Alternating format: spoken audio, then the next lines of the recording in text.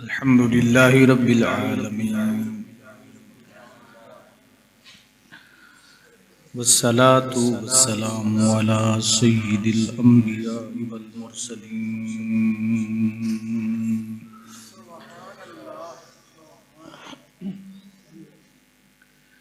وعلى آله وأصحابه أجمعين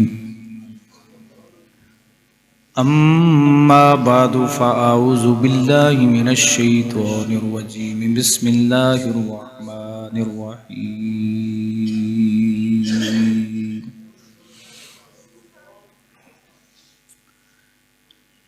ولا تلقوا بأيديكم إلى التهلكة وأحسنوا إن الله يحب المحسنين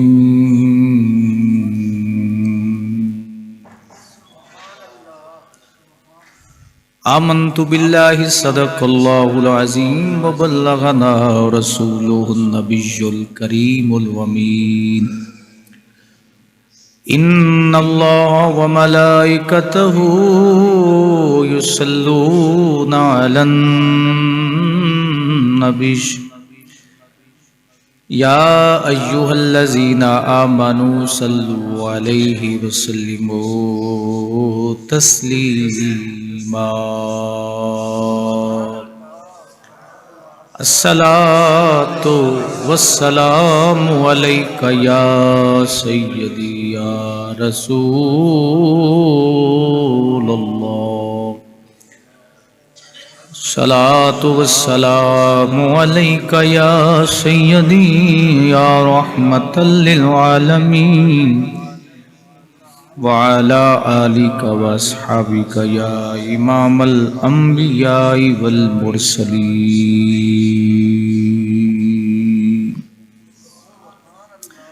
بعد از حمد و صلاة معزز و محتشم احباب ذی وقار، اللہ رب العزت نے قرآن مجید فرقان حمید میں ارشاد فرمایا لا تلقوا بأیدیکم الی التہلکۃ، کہ نہ ڈالو تم اپنے ہاتھوں کو ہلاکت میں، وَأَحْسِنُوا، نیکی کرو، ان اللہ یحب المحسنین، اللہ تعالیٰ نیکی کرنے والوں کو پسند فرماتا ہے۔ حضرت ذی وقار، آج کی جو گفتگو ہے اس کا تعلق سمجھنے کے ساتھ ہے اور ذہن میں محفوظ کرنے کے ساتھ ہے کہ گزشتہ ایام سے بہت سے ایسے واقعات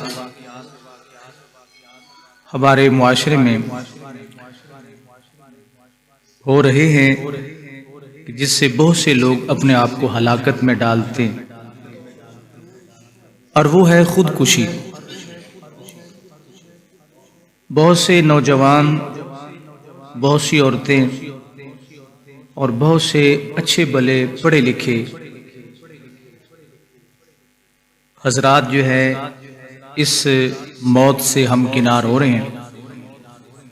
شریعت مصطفیٰ کریم صلی اللہ علیہ وسلم میں اس کی شرعی حیثیت کیا ہے اور اس عمل کے متعلق میرے مصطفیٰ کریم صلی اللہ علیہ وسلم کا فرمان عالی شان کیا ہے،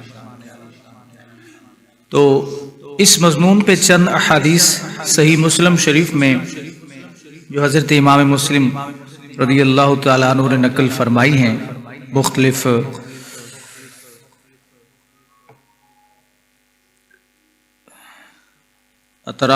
طرق سے، وہ میں آپ کے سامنے عرض کروں۔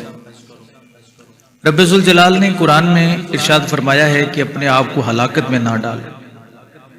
آیت کا بعض مفسرین نے یہ معنی بھی مراد لیا ہے کہ اس سے خودکشی بھی مراد ہے، کیونکہ وہ بھی ایک بہت بڑی ہلاکت ہے۔ اور مسلم شریف میں یہ پورا باب ہے غلظ تحریم قتل الانسان نفسہ ومن قاتل نفسہ بشیء عذب به فی النار وانہ لا يدخل الجنۃ الا نفس مسلمۃ۔ یہ ایک پورا باب ہے کہ خودکشی کے شدید حرام ہونے کا بیان۔ جو شخص جس چیز کے ذریعے خودکشی کرے گا اسے اسی چیز کے ذریعے جہنم میں عذاب دیا جائے۔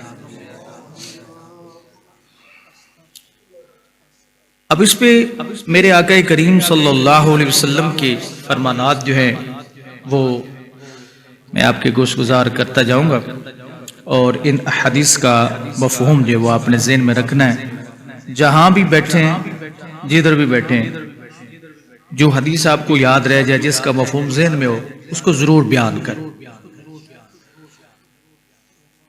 اچھا، اس کی یہ مضمون شروع کرنے سے پہلے میں چند چیزیں آپ کے گوش گزار کر دوں۔ اس کی نوبت کیوں پیش آتی؟ میرے خیال میں کبھی آپ نے یہ نہیں سنا ہوگا کسی عالم دین نے، کسی حافظ نے، کسی قاری نے دین سے منسلک اگرچہ اعمال میں کوتاہی ہو، کسی ایسے شخص نے جو اپنے مرشد کامل سے جس کا تعلق بھی ہو اور کی صحبت میں بیٹھتا ہو۔ بعض یہ معاملات ہیں نا کہ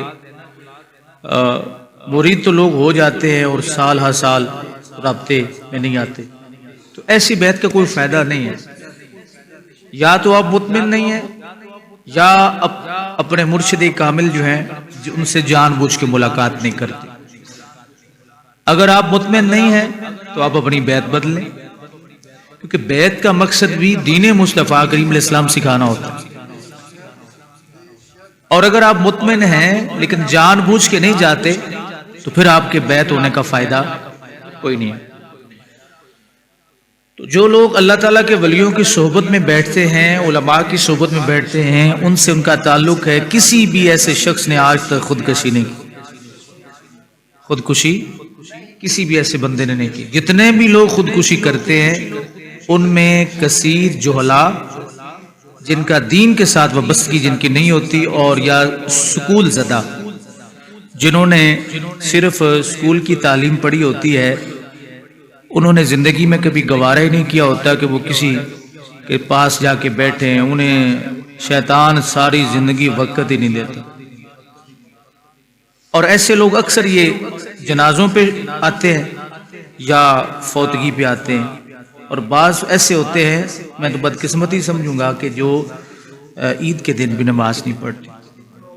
حالانکہ عید کے دن اگر نماز نہ پڑھی جائے اتنا بڑا جرم نہیں جتنا فرض نماز سے بھاگنا جرم ہے۔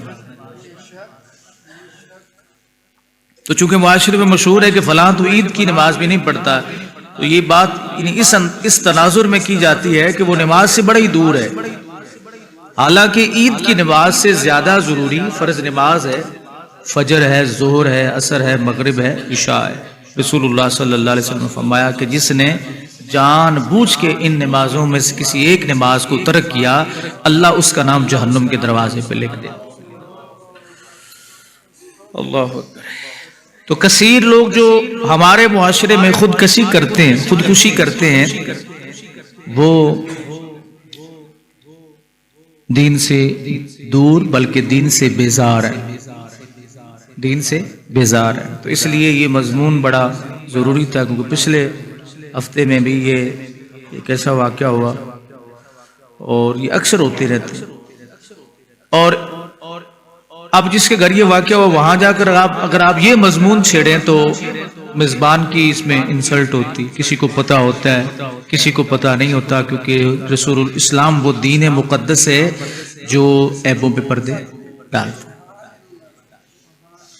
آپ کسی کے متعلق کوئی اس کے عیب کے بارے میں سنیں نا، اس طرح ہاتھ اٹھائیں، اے اللہ اسے ہدایت عطا فرما، اسے ہدایت عطا فرما۔ تم دعا مانگو، ہو سکتا ہے تمہاری دعا کی وجہ سے اللہ اس سے وہ برائی کو دور کر۔ اگر آپ مخالفت برائے مخالفت اس کے بارے میں کرتے جائیں، خود بھی گنہگار ہوں گے، اس کو بھی ہدایت نہیں نصیب ہوگی۔ تو یہ مناسب نہیں ہوتا کہ ایسا بچہ یا ایسی بچی جس نے خودکشی کی ہو اور اس کے ختم پاک کے موقع پہ یہ مضمون بیان کیا جا سکے، تو میں نے مناسب یہ سمجھا کہ اس کو جمعے کے روز ہی بیان کیا جائے۔ اس میں پہلی حدیث جو حضرت سیدنا ابو ہریرہ رضی اللہ تعالی عنہ سے مروی۔ اب تو لوگوں نے حضرت ابو ہریرہ کے خلاف بھی تحریک چلا دی۔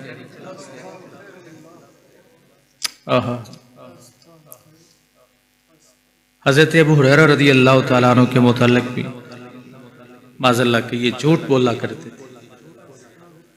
یعنی اس قدر ہمارا معاشرہ، خدا کا نام ہے یہ سوشل میڈیا کی جان چھوڑ دو یا ذمہ دار علماء کی بیانات سنا کرو۔ حضرت ابو ہریرہ رضی اللہ تعالیٰ تو وہ صحابی ہیں جن کے لیے حضور نے حافظہ، حضور نے اللہ کی عطا سے ابو ہریرہ کو حافظہ عطا کیا تھا۔ کس کی عطا سے جی؟ اللہ کی عطا سے ابو ہریرہ کی چادر میں دماغ، حافظے کی قوت، اور فرمایا کرتے تھے ابو ہریرہ رضی اللہ عنہ کہ جس دن سے رسول کریم صلی اللہ علیہ وسلم نے مجھے وہ خیرات دی ہے نا، اس دن سے لے کے آج تک رسول اللہ کی ایک حدیث بھی کبھی بھولا نہیں۔ آج ان کے خلاف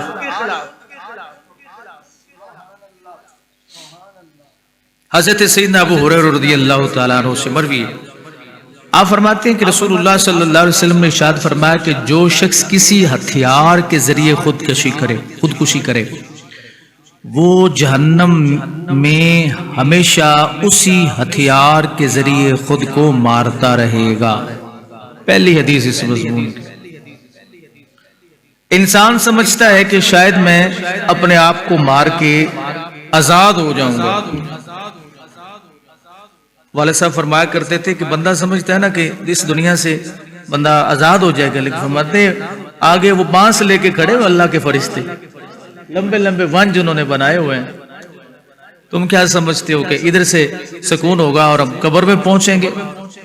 یہاں کے دکھ اور درد کو تو بندہ برداشت کر سکتا ہے، لیکن قبر کے دکھ اور درد دنیا کے دکھ اور درد کے مقابلے میں بہت زیادہ ہے، اور دنیا کا دکھ اور درد قبر کے مقابلے میں معمولی حیثیت بھی نہیں رکھتا۔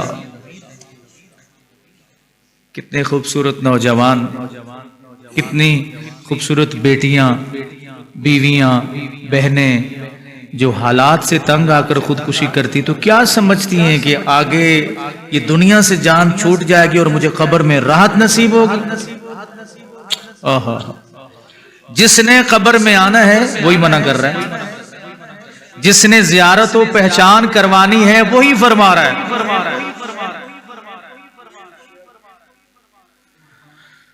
اللہ اکبر۔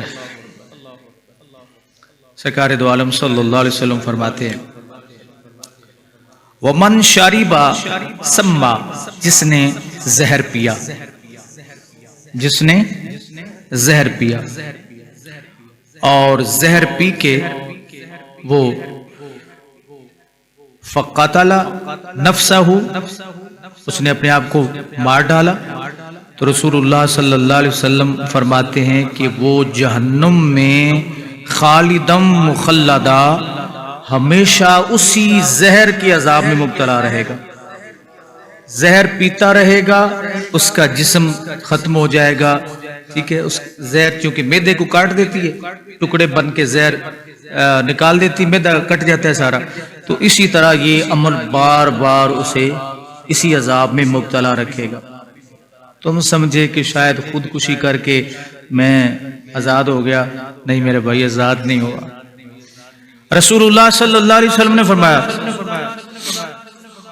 وَمَن تَرَدَّى مِن جَبَلٍ، جس نے کسی پہاڑ سے چھلانگ لگائی۔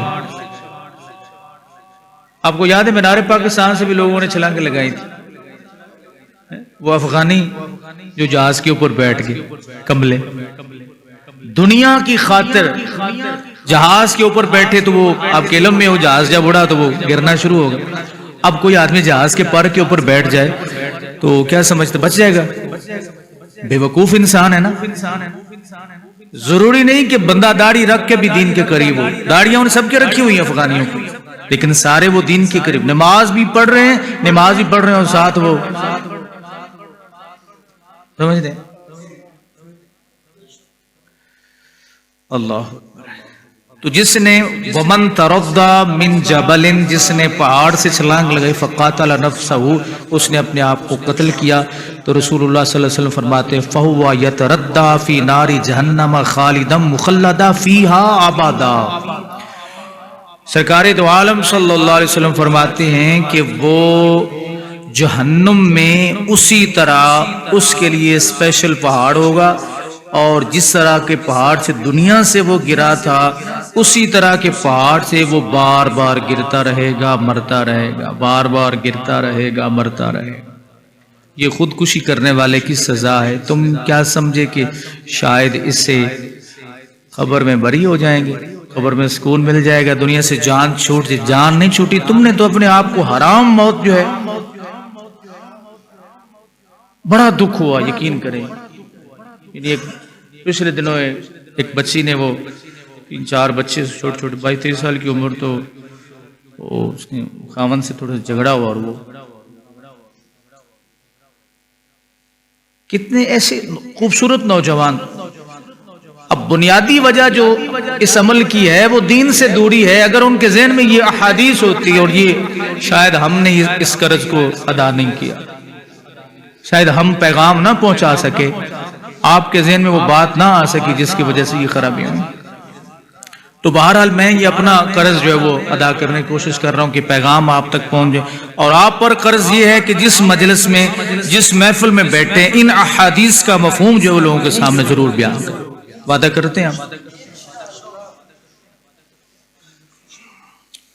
اللہ اکبر. تو رسول اللہ صلی اللہ علیہ وسلم فرمایا جس نے پہاڑ سے چھلانگ لگائی، جس نے زہر پیا، جس نے اپنے آپ کو قتل کیا کسی آلے کے ساتھ، اسی طرح وہ جہنم میں اسی عمل سے مرتا رہے گا. اور جہنم کا مطلب پھر یہ نہیں ہے کہ قیامت کے دن، فرمایا اللہ تعالیٰ اس کی قبر کو جہنم کے گڑھوں میں سے گڑھا بنا دے گا. وہ قادر مطلق ہے، وہ اسی طرح عذاب جو ہے وہ دیتا رہے گا. حالات سے تنگ آ کر خودکشی کر، خودکشی کرنا یہ کسی مسلمان کا کام نہیں ہے. وہ جس نے حالات بنائے ہیں وہی تو فرما رہا ہے کہ تم صبر کرو. اور قرآن میں رب ذوالجلال نے فرمایا اگر تمہارے حالات تنگ ہیں تو یہ میری طرف سے تمہارے اوپر امتحان ہے، دیکھ تم پاس ہوتے ہو کہ فیل ہوتے ہو. اللہ قرآن میں ارشاد فرماتا ہے وَلَنَبْلُوَنَّكُمْ بِشَيْءٍ مِّنَ الْخَوْفِ وَالْجُوعِ وَنَقْصٍ مِّنَ الْأَمْوَالِ. ہم تمہیں آزمائیں گے، ضرور بھی ضرور. وَلَنَبْلُوَنَّكُمْ، ضرور تمہیں آزمائیں گے، اس میں شک کوئی نہیں. ہم ضرور تمہیں آزمائیں گے. اپنے ذہن سے یہ بات نکال دو کہ ہم تمہیں آزمائیں گے. بِشَيْءٍ کسی بھی چیز کے ساتھ آزما سکتے ہیں. اللہ نے وضاحت بھی فرما دی. خوف سے، اب خوف ہے کسی کا کہ دشمن مار دے گا. تو آپ نے سنا ہوا نہیں کہ یہ جو عیسائی ہوتے ہیں یا کافر ہوتے ہیں جن کے اندر ایمان کی دولت نہیں ہوتی، وہ جب جنگ میں جاتے ہیں تو وہ انہیں پتا ہے کہ اب دشمن آئے وہ مار دے گا، وہ اپنے ساتھ میں گولی مار لیتے. فرمایا خوف کی وجہ سے. اب آگے یہ حدیث آ رہی، وہ غزوہ حنین والا واقعہ جو رسول اللہ صلی اللہ علیہ وسلم کا. اللہ اکبر. رب نے فرمایا ہم آزمائیں گے. کس سے؟ وَلَنَبْلُوَنَّكُمْ بِشَيْءٍ مِّنَ الْخَوْفِ وَالْجُوعِ. بھوک. ایک دن تمہیں رزق نہ ملا، کم ملا تو مرنے پہ اتر آئے. بچے بھوکے ہیں، گھر والے بھوکے ہیں، مجھے زندہ رہ کے کرنا کیا؟ اللہ فرماتے ہیں نا وَلَنَبْلُوَنَّكُمْ بِشَيْءٍ مِّنَ الْخَوْفِ وَالْجُوعِ. دیکھ میرے مصطفیٰ کو اور میرے مصطفیٰ کے غلاموں کو غزوہ تبوک پہ ایک کھجور کھا کے 3 دن تک گزارا. زباں پر یہ شکوہ نہیں آیا اے رب ذوالجلال تو تو نے ہمیں کھانا نہ دیا ہم تو خودکشی کر لیں گے. کہا صحابہ نے بھوک کی وجہ سے آپ پہ تو اتنی تنگیاں اور تکلیفیں پیارے ہیں ہی کوئی نہیں. ہے کوئی تم میں ایسا جس کے بچوں نے صبح کھانا نہ کھایا ہو, جس کے بچے بھوکے ہوں, رہا نفسانی خواہشات, ایک دن کا کروڑ بھی کما لو شام کو مطمئن کوئی نہیں. اسی لیے رب نے فرمایا وَبَشِّرِ الصَّابِرِينَ,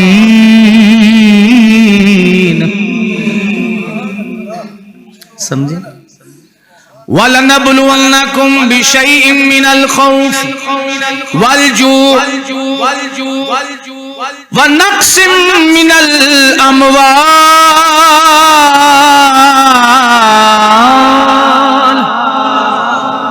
مال کی کمی آئی.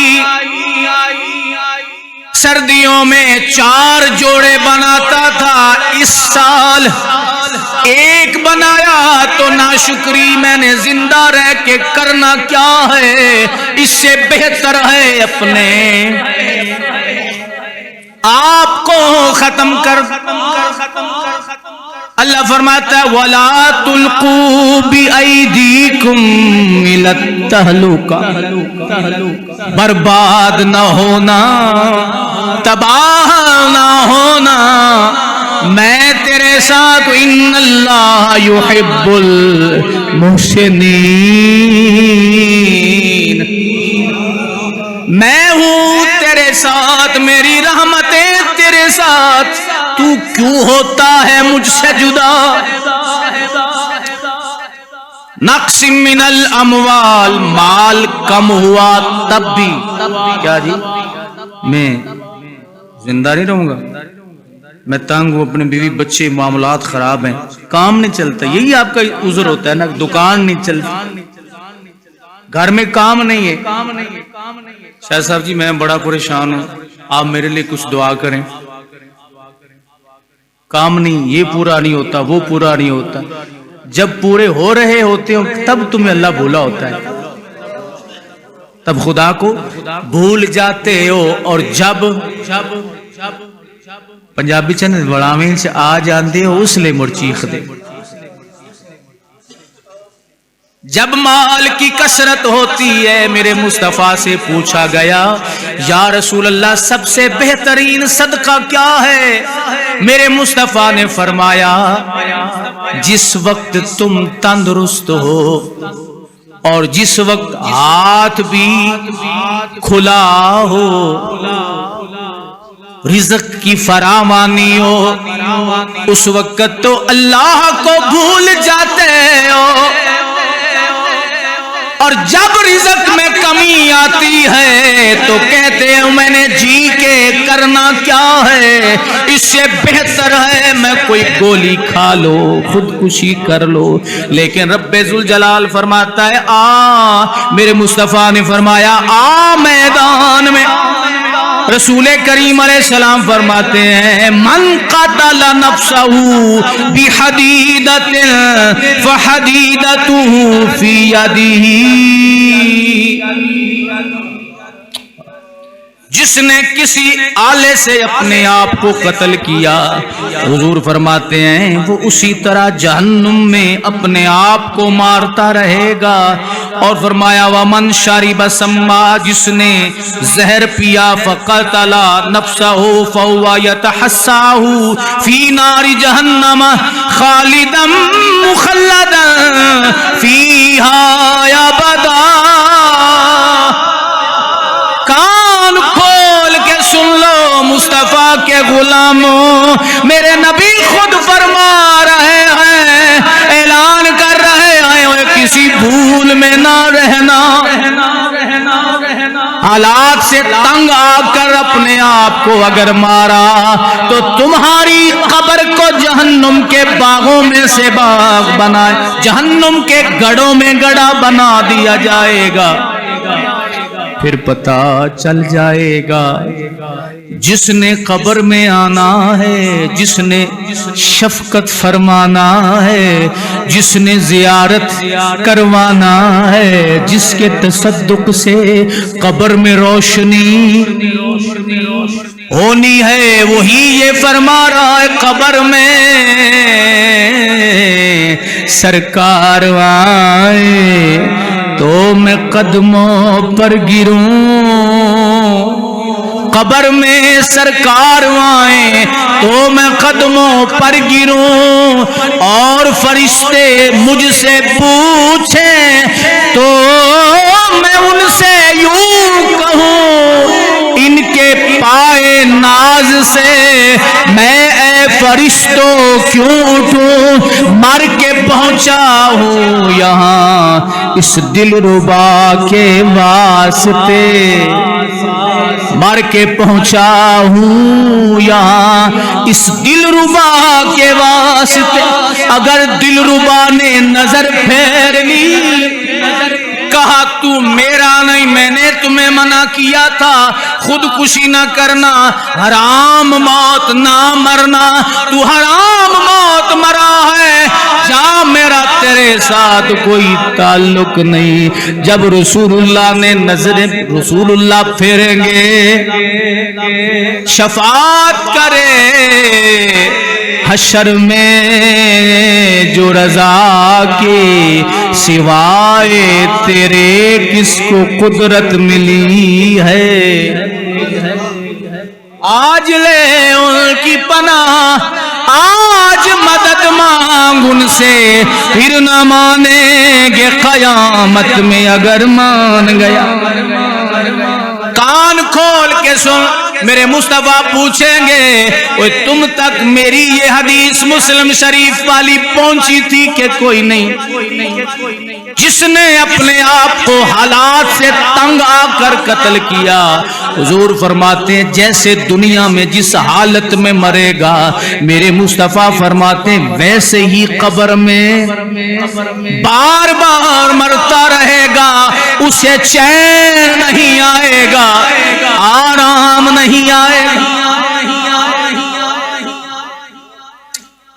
قرآن نے گواہی دی، اللہ فرماتا ہے وَلَنَبْلُوَنَّكُمْ بِشَيْءٍ مِّنَ الْخَوْفِ، میں جو کہہ رہا ہوں تم سب کو آزماؤں گا، ذلت بھی ملے گی، بھوک بھی ملے گی، خوف بھی آئے گا، دیکھتا ہوں کہ میرا کون ہے پرایا کون ہے، ہر پھول کی قسمت میں کہاں ناز عروساں، کچھ پھول تو کھلتے ہیں مزاروں کے لیے۔ وَلَنَبْلُوَنَّكُمْ بِشَيْءٍ مِّنَ الْخَوْفِ وَالْجُوعِ وَنَقْصٍ مِّنَ الْأَمْوَالِ۔ اس سال پروفٹ کم ہوا، حضرت کا دماغ خراب ہوا، میرا جی چاہتا ہے میں اپنے آپ کو قتل کر لوں، فلاں بھی میرے پیچھے ہے، فلاں بھی کہتا ہے میرے پیسے دے، فلاں بھی کہتا ہے میرے پیسے دے۔ تو یہ تو بتا تجھے کہا کس نے تھا؟ کیا تیرے گھر میں روٹی نہ پکتی تھی؟ تیرے گھر میں اناج نہیں تھا؟ پھر تو مانگتا بھی اچھا لگتا۔ ایک بابا جی تھے، شاید پہلے بھی آپ کو میں نے یہ واقعہ سنایا ہو، بزرگ تھے، ایک نوجوان مچھلیاں پکڑ رہا تھا، تو بابا جی بھی اس کے پاس چلے گئے، وہ بھی مچھلیاں پکڑ کے گزر بسر کرتے تھے۔ نوجوان کہتا بابا جی میں اکیلا ہوں، آپ بھی لگتا ہے اکیلے ہیں، تو تھوڑا سا کمپرومائز نہ کر لیں؟ بابا جی نے فرمایا ہاں بھی کر لوں۔ لڑکا کہنے لگا کہ بابا جی ایسے کرتے ہیں کہ یا آپ مچھلیاں پکڑو یا میں مچھلیاں پکڑتا ہوں، ایک جا کے بازار بیچ کے آیا کرے گا۔ تو بابا جی نے کہا بیٹا پھر کیا ہوگا؟ اس لڑکے نے کہا کہ پھر ہمیں اچھے دام ملیں گے اور ہم زیادہ سے زیادہ مال جو ہے فروخت کریں گے۔ بزرگان نے فرمایا بھی پتر موڑ کی اسی۔ تو لڑکا کہنے لگا جی پھر ہم اپنی کشتی خرید لیں گے۔ اس نے کہا پھر کیا ہوگا؟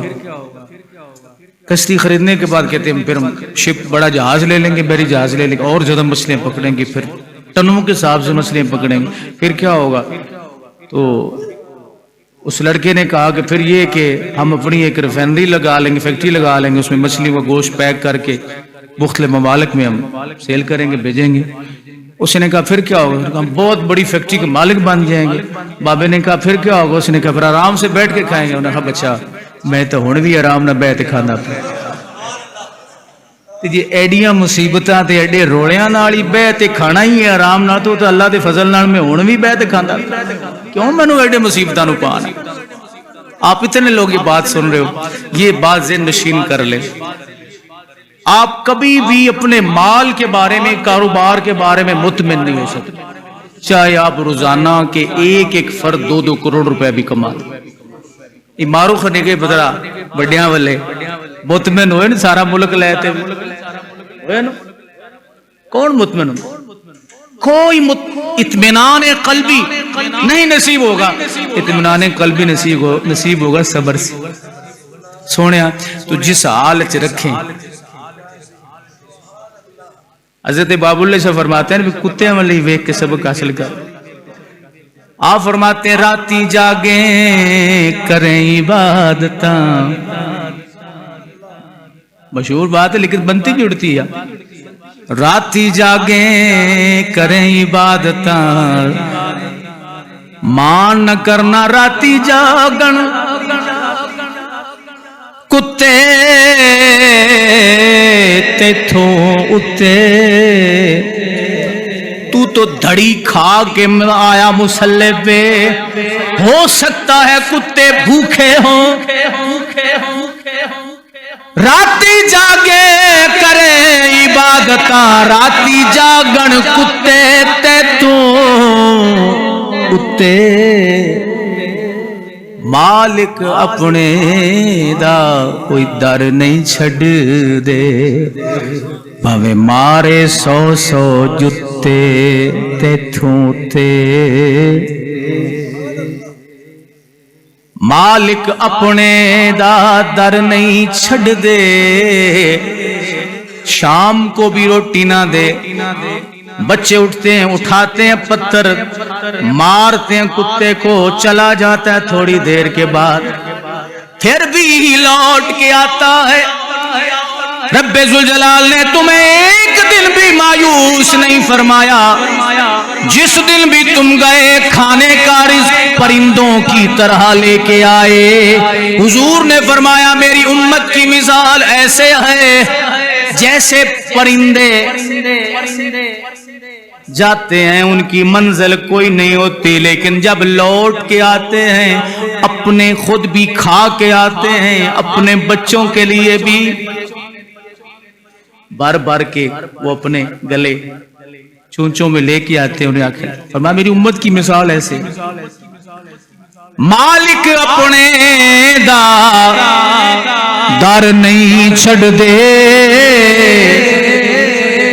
भावे मारे 100 जुत्ते तेथों उते। उठ बुलिया चल यार मना ले, उठ बुलिया चल यार मना ले, नहीं ते बाजी ले गए कुत्ते तेथों।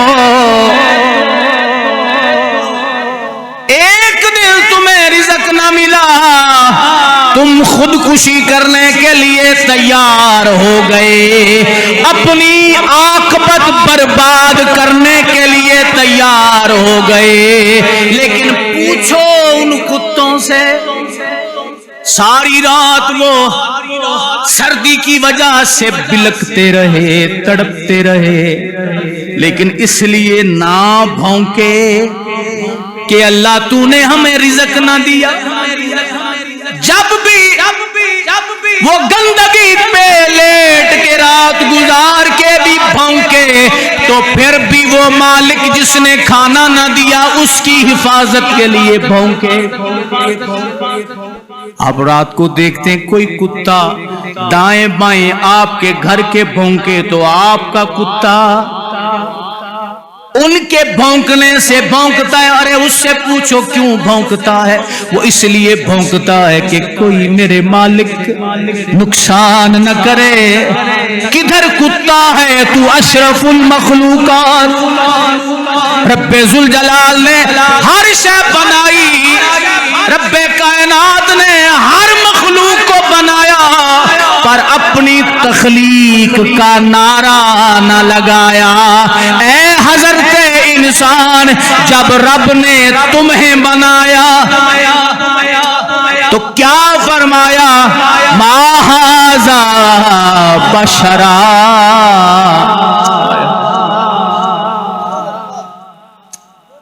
فتبارک اللہ احسن الخالقین. دیکھو میں نے کیا انسان بنایا. وَلَقَدْ كَرَّمْنَا بَنِي آدم. اللہ فرماتے ہیں ہم نے بنی آدم کو کرامت بخشی، شان بخشی، مقام بخشا، لیکن صبر انہوں نہ آیا. راتی جاگے مالک اپنے دا در نہیں چھڑ دے، پاویں مارے 100 جتے تے توتے. اٹھ بلیا چل یار منا لے، نہیں تے بازی لے گئے کتے. وَلَنَبْلُوَنَّكُمْ بِشَيْءٍ مِّنَ الْخَوْفِ وَالْجُوعِ وَنَقْصٍ مِّنَ الْأَمْوَالِ وَالْأَنفُسِ وَالثَّمَرَاتِ. مال کی کمی دی تو تم مرنے کے لیے تیار ہو گئے. ایک دن رزق پورا نہ ملا، نہیں ملا کی بات نہیں، پورا. آپ کی سیل کم ہوئی تو شام کو یار خرچے پورے نہیں ہوتے، میرا تو جی چاہتا ہے میں اپنے آپ کو مار لوں. حضور فرماتے ہیں مارنا اپنے آپ کو، آ پھر قبر میں جو تیرے ساتھ ہوگا. بیٹا لخت جگر فوت ہو گیا، خودکشی کرنے کے لیے تیار ہو گیا. میں نے رہ کے جی کے کیا کرنا؟ اللہ فرماتا ہے نا برباد نہ ہو. اقبال کہنے لگے نہ تو زمین کے لیے ہے نہ آسمان کے لیے، جہاں ہے تیرے لیے تو نہیں. علامہ اقبال انسان کو انسان ہونے کا احساس دلا رہے ہیں. کہتے نہ تو زمین کے لیے ہے نہ آسمان کے لیے، جہاں ہے تیرے لیے تو نہیں جہاں کے لیے. حضور نے فرمایا جس پر آزمائش نہیں ہوتی وہ تو اللہ کی بارگاہ میں مقرب بھی کوئی نہیں ہوتا. دوسرے مقام پہ اقبال فرماتے مٹا دے اپنی ہستی کو، گر مرتبہ چاہیے دانا خاک میں مل کر گل و گلزار ہوتا ہے. درد آئیں گے دکھ آئیں گے پھر مقام ملے گا. تو مقام تجھے رب دینا چاہتا ہے، تو کہتا ہے میں نے حرام موت جانا ہے. پھلوں کی کمی آئی، کھیت نہ فصلیں نہ ہوئی، جب ہو رہی تھی تو تم سنبھالے نہیں جاتے تھے. جب آئے گا گھاٹا آلووں میں پھر تو تڑپے گا میرا جی چاہتا ہے میں مر جاؤں. جب تمہارے پاس رزق کی فراوانی تھی رب کو بھلا بیٹھے، اور جب کمی ہوئی مرنے کے لیے تیار. میرے سونے نبی صلی اللہ علیہ وسلم نے فرمایا، حضور نے فرمایا جو جس نے اپنے آپ کو جان بوجھ کے قتل کیا، سرکار فرماتے جس چیز سے قتل کیا اسی طرح اسے عذاب دیا جائے گا. وہ بار بار زہر پی کے مرا تو بار بار زہر پی کے مرتا رہے گا قبر میں. وہ عذاب اس کے لیے دوبارہ اسی طرح چلتا رہے گا قبر میں. اور میرے مصطفیٰ کریم صلی اللہ علیہ وسلم فرماتے ہیں جس نے خود کو ذبح کیا اسے اسی طرح ذبح کیا جائے گا، اسے اسی طرح ذبح کیا جائے. اور آپ نے یہ پہلے ابتدا میں نے یہ بات عرض کی، یہ واقعات کیوں ہوتے ہیں؟ آج تک کسی عالم دین نے کسی دین سے وابستہ جس بھی مکتبہ فکر سے تعلق رکھنے والا بندہ اس نے خودکشی کی ہے تو مجھے بتائیں، کون خودکشی کرتا ہے؟ وہ خودکشی کرتا ہے جس کے گھر میں دین سے وابستگی جس کی اہل خانہ کی نہیں ہوتی۔ اتنی بڑی جہالت، بندہ ڈاکٹر بھی بن جائے نا تو یہ جہالت ذہن میں برقرار رہتی ہے جب تک کسی اللہ والے کے پاس نہیں بیٹھے، کیونکہ ہمارے معاشرے میں بہت سارے لوگ تو اللہ والوں کے پاس بیٹھنا کو پسند ہی نہیں کرتے، کیونکہ وہ سمجھتے ہی نہیں ہیں کہ ہم کسی کے آگے زیر ہو جائیں۔ لیکن دین سیکھنے کے لیے اللہ والوں کے پاس بیٹھنا یہ بہت ضروری ہے۔ میں یہ بار بار یہ کہا، جہاں بھی آپ کی بیعت ہے نا، آپ جس بندے کی بیعت کوئی نہیں نا، یہ فرض واجب نہیں ہے، فرض واجب نہیں ہے، لیکن اس سے بندہ سنبھلتا ہے، اس سے بندہ سنبھلتا ہے۔ آج تک جتنے بھی لوگ خودکشی کرتے ہیں یا تو جہالت کی وجہ سے یا مال کی وجہ سے یا بہت زیادہ سکول زدہ ہونے کی وجہ سے۔ اس کی میں ایک مثال دیتا ہوں آپ کو۔ دین سے دوری مال کی وجہ سے بھی ہوتی ہے، زیادہ پڑھ لکھ جانے کی وجہ سے بھی ہوتی ہے۔ نماز جنازہ ہو کسی بڑے آدمی کی تو جو لوگ پہلی صف میں کھڑے ہوتے ہیں، دوسری بات سننی آپ نے، جو لوگ پہلی صف میں کھڑے ہوتے ہیں، میں اپنی بات کر رہا ہوں کہ ان کو مسئلہ یہ بتا دیا جاتا ہے کہ جوتا اتار کے نماز جنازہ پڑھیں، اس لیے کہ پتہ نہیں ہوتا کہ جوتوں کے نیچے گندگی ہوتی۔ اگر جوتا آپ کا نیا جوتا ہے تو آپ مسجد میں پہن سکتے ہیں، کیوں؟ کہ اس کے نیچے گندگی نہیں ہے، نیا جوتا ہے۔ اگرچہ یہ بات آپ کہہ سکتے ہیں کہ یہ اخلاق کے کچھ اچھا نہیں ہے، لیکن آپ نئے جوتے کو پہن سکتے ہیں مسجد میں۔ اب ان سے یہ عرض کیا جاتا ہے کہ جوتا اتارنا فرض واجب نہیں ہے، لیکن جوتوں کے نیچے گندگی ہوتی ہے اور ہماری جگہ صاف نہیں ہوتی، تو برائے مہربانی جوتے اتار لیں۔ جو جوتے نہیں اتارتے وہ دین سے بیزار لوگ ہیں،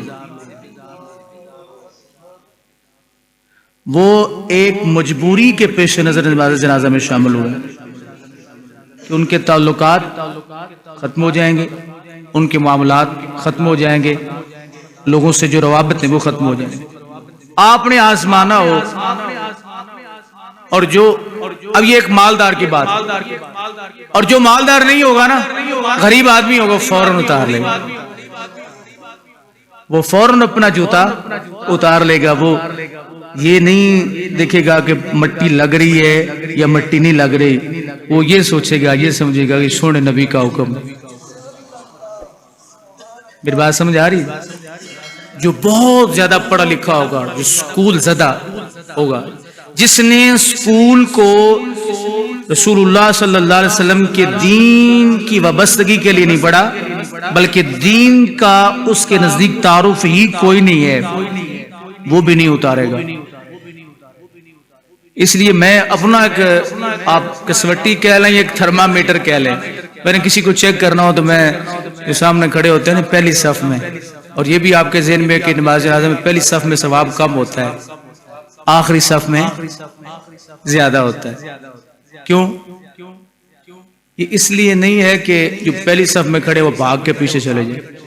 فقہاء کرام فرماتے ہیں کہ پچھلی صف میں ثواب اس لیے زیادہ ہے کہ ایک اس کی وجہ تو یہ بھی بیان کی گئی کہ پچھلی صف میں شامل ہونے والا بندہ دوڑ بھاگ کے محنت کوشش کر کے آتا، اور بھی کئی وجوہات ہیں، محنت کوشش کر کے اس میں شامل ہوتا ہے، وہ جو بھاگ کے آتا ہے شریعت نے اسے اجر دیا۔ اور دوسرا جو بڑا فائدہ وہ یہ ہے کہ پچھلی صف میں جو بندہ کھڑا ہوتا ہے اس میں دکھاوا چھپ کے کھڑا ہوتا ہے، اگلی صف میں ثواب کم ہے، پچھلی صف میں ثواب نماز جنازہ میں زیادہ ہے۔ تو اگلی صف میں جتنے بندے کھڑے ان کو آپ نے آزمانا ہو یہ دین سے وابستہ ہے یا نہیں ہے، یا ان کے اندر بیزاری ہے۔ اب ان لوگوں میں جو جوتا بھی نہیں اتارنے، ان کے جرابیں خراب ہوتی، ہم نے نہیں پہنے ہوتے، ان سے قیمتی لباس اللہ کے فضل سے علماء کے بھی قیمتی لباس ہوتے، مولویوں سمجھ دیتے ہیں نا بھی یہ بالکل ہی منگن والے ہوتے ہیں، بھئی ایسی بات ہے کوئی نہیں. اس میں یہ بات میں اس کو مانتا ہوں کہ کئی بھیڑیں بھی ہوتی ہیں، لیکن اللہ کے دین کی خدمت کے جذبے سے آپ چلیں تو اللہ تعالیٰ آپ کو کوئی کمی نہیں آنے دے. یہ حقیقت بات. ہماری جرابیں بھی ان سے قیمتی ہوتی ہیں، یہ بات کو نہیں، بلکہ یہ جو بڑے بڑے ہوتے ہیں نا جوتے اتارتے ہیں ان کی جرابیں پھٹی ہوئی ہوتی ہیں.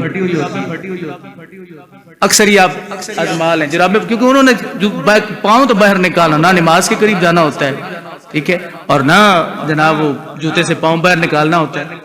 اکثر پھٹی جرابیں پہنتے ہیں. ہمیں تو پتا ہوتا ہے نا کہ ہم مسجد میں جائیں گے، جراب لوگوں کو نظر پڑے گی تو ہم کہتے ہیں چلو کم پرانی ہو تو پھٹی ہوئی تو نہیں ہونی چاہیے.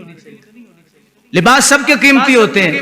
اگر ہم اپنے جرابوں کو وہاں مٹی لگا کے جوتا بھی خراب کر سکتے ہیں تو وہ آسمان سے اترے ہوئے ہیں. فرمایا وہ صرف اپنا اندر جو ہے وہ بتا رہے ہوتے ہیں کہ ہمارے اندر دین نام کی شے کوئی نہیں، ہم نے یہ سارے لوگوں سے روابط رکھنے کے لیے ڈرامے رچائے ہوئے. اس کیٹاگری کے لوگ جب ان کو بزنس میں ناکامیاں ہوتی ہیں، ان کو کاروبار میں ناکامیاں ہوتی ہیں تو یہ خودکشی کرنے کے لیے تیار ہو جاتے ہیں. نہ کوئی مولوی خودکشی کردا ہے تے نہ کوئی طالب علم خودکشی کردا ہے تے نہ اللہ دے ولیاں دا غلام خودکشی کردا ہے. بات سمجھ گئے؟ یہ اس مضمون کی پہلی قسط تھی. انشاءاللہ اگلے جمعۃ المبارک پر بھی یہی مضمون آپ کے گوش گزار کریں گے. یہ جو باتیں میں نے آپ کی ان کو اپنے ذہن بٹھا کے آپ نے یہ پیغام پہنچانے ہیں کہ ہمارے معاشرے میں خودکشی کی شرح بہت زیادہ بڑھ رہی ہے اور ہم نے اپنا کردار ادا کرنا ہے.